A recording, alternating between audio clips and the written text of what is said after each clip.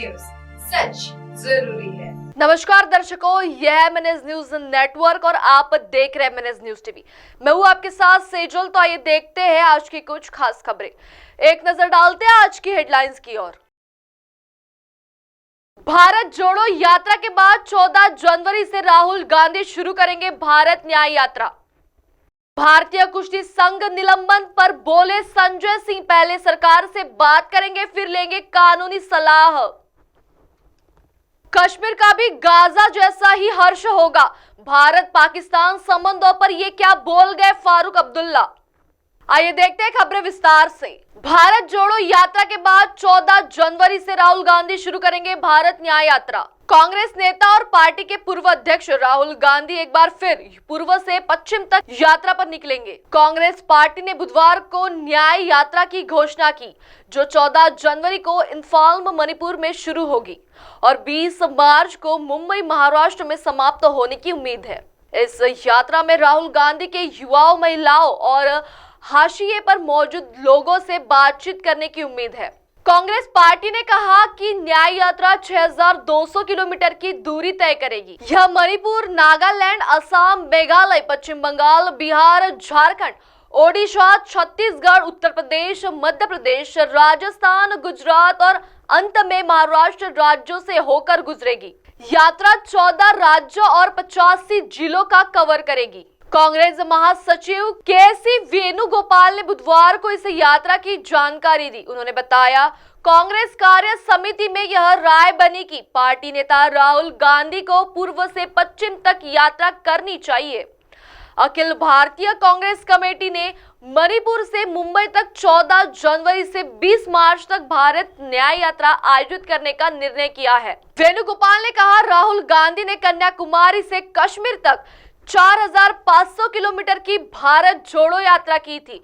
यह भारतीय राजनीति के इतिहास में ऐतिहासिक यात्रा थी। वह भारत जोड़ो यात्रा के अपने अनुभव से ही इस यात्रा की शुरुआत करेंगे। इस यात्रा में देश की महिलाओं, युवाओं और वंचित समुदाय के लोगों से बातचीत की जाएगी। इससे पहले कांग्रेस नेता राहुल गांधी ने बुधवार की सुबह अचानक हरियाणा के झंझर जिले में एक अखाड़े का दौरा किया और बजरंग पुनिया समेत पहलवानों के एक समूह से मुलाकात। गांधी की पहलवानों से मुलाकात भारतीय कुश्ती महासंघ को लेकर जारी विवाद की पृष्ठभूमि हुई है। कांग्रेस की हरियाणा इकाई के एक वरिष्ठ कांग्रेस नेता के अनुसार गांधी तड़के छारा गांव में वीरेंद्र अखाड़ा पहुंचे और बाद में उन्होंने पुनिया सहित अन्य पहलवानों से बातचीत की। आइए बढ़ते अगली खबर की ओर। भारतीय कुश्ती संघ निलंबन पर बोले संजय सिंह, पहले सरकार से बात करेंगे फिर लेंगे कानूनी सलाह। नवनिर्वाचित भारतीय कुश्ती संघ के अध्यक्ष संजय सिंह को खेल मंत्रालय की ओर से निलंबित किए जाने पर प्रतिक्रिया दी है। संजय सिंह चुनाव जीतकर भारतीय कुश्ती संघ के अध्यक्ष चुने गए थे। संजय बृजभूषण शरण सिंह के करीबी माने जाते हैं। संजय सिंह ने समाचार एजेंसी पीटीआई से कहा, हम सरकार से जाकर मुलाकात करेंगे, बात करेंगे, उसके बाद कानूनी सलाह भी लेंगे, क्योंकि हम लोकतांत्रिक तरीके से चुनाव जीत कर आए हैं। सुप्रीम कोर्ट के आदेश पर चुनाव हुआ है। वो कहते हैं विपक्ष ने भी मतदान में हिस्सा लिया है। पर्यवेक्षकों को निगरानी में चुनाव हुआ है। 47 वोट पड़े, जिसमें 40 वोट मुझे मिले, 7 वोट विपक्ष को मिले। मेरा लोकतांत्रिक तरीके से हुआ है।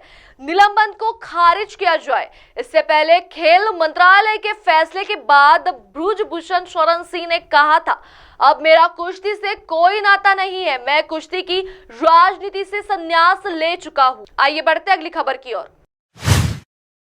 कश्मीर का भी गाजा जैसा ही हर्ष होगा, भारत पाकिस्तान संबंधों पर ये क्या बोल गए फारूक अब्दुल्ला। भारत और पाकिस्तान बातचीत के जरिए विवादों को खत्म नहीं करते हैं तो कश्मीर का भी गाजा और फलस्तीन जैसा ही हश्र होगा। यह बयान के नेशनल कॉन्फ्रेंस के प्रमुख और जम्मू कश्मीर के पूर्व मुख्यमंत्री फारूक अब्दुल्ला ने मंगलवार को दिया है। दरअसल अब्दुल्ला पिछले हफ्ते पूंछ में हुए आतंकवादी हमले का जिक्र कर रहे थे, जिसमें भारतीय सेना के 4 जवान मारे गए और अन्य घायल हो गए।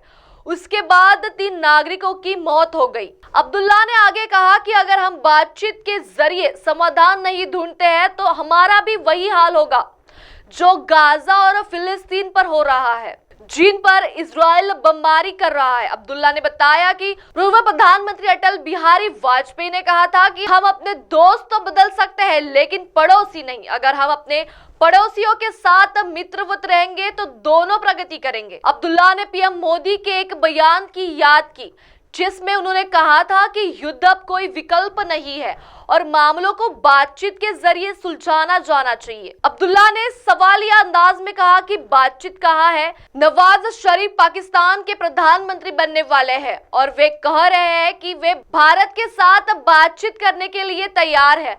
भारत के बातचीत के लिए तैयार नहीं होने के पीछे का क्या कारण है? अब आप हमारे चैनल को आपके मोबाइल पर भी देख सकते हैं। मोबाइल ऐप पर देखने के लिए play store MNS news TV app से डाउनलोड करें। इंस्टा, हाइक, ट्विटर, फेसबुक और कई सोशल मीडिया प्लेटफॉर्म पर हमारा चैनल उपलब्ध है।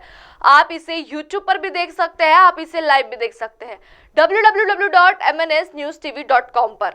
अब वक्त हो चला दर्शकों ब्रेक का। ब्रेक से लौटने के बाद देखिएगा देश और दुनिया की तमाम बड़ी खबरें। बने रहिए MNS न्यूज टीवी पर। नमस्कार।